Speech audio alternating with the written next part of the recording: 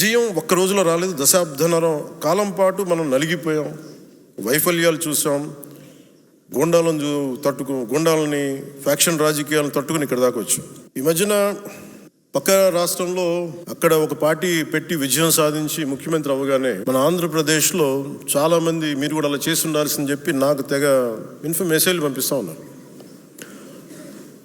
ఊళ్ళో పెళ్ళికి ఏదో హడావుడి ఉంటారు కదా,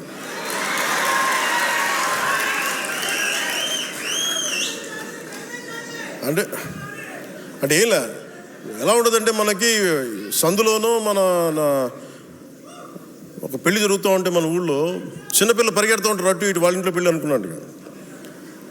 అరే ఆంధ్రప్రదేశ్ పరిస్థితులు వేరు.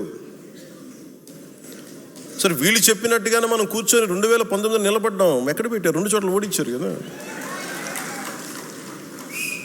పోనీ ఎవరైనా నిలబడ్డారు ఆ రోజున నాయకులు అంటే అందరూ పారిపోయారు కదా. సో అందుకని కంపారిజన్ పెట్టకండి. నిజంగా నేను పదవే నాకు ప్రధానం అనుకుంటప్పుడు 2008లోనే యూత్ వింగ్ కాదు ఎంపీగానే పోటీ చేశాను. 2014లో నేను ఎన్డీఏతో అలయన్స్లో ఉన్నప్పుడు నేను మల్కాజ్గిరి నుంచి ఎంపీగా పోటీ చేయాల్సి ఉంది. బట్ నేను ఏమనుకున్నానంటే, ఎందుకు చెప్తున్నాను ఇదంటే, నేను ఒక పార్టీని నడపాలి, ఇది సమాజంలో మార్పు పట్టుకు రావాలంటే నాకు తెలియాలి కదా కష్టం. ఒక కమ్యూనిస్ట్ నాయకులను చూస్తే కింద క్షేత్రస్థాయిలోకి వెళ్ళారు, నలిగారు, దెబ్బలు తిన్నారు. ఒక కాంశీరామ్ దెబ్బలు తిన్నాడు, నలిగారు. ఒక పార్టీని నడపడం ఏదో కూర్చోబెట్టి ఎదిగేయటం వచ్చేయటం పదవిలో కూర్చోవడం కాదు. ఎలా నడపగలం? ఒక సమూహాన్ని నీతో పాటు నడిపించాలని నీకు ఎంత సత్తా ఉండాలి, ఎంత అవగాహన ఉండాలి నీకు. నువ్వు ఆ భావజాలను కట్టుబడి ఉంటావా లేదా అనేది మనకి తెలియాలి. అందుకని ఇవన్నీ నిర్ణయించుకొని ఒక దశాబ్దం నేను నలుగుతానని నిర్ణయించుకున్నాను.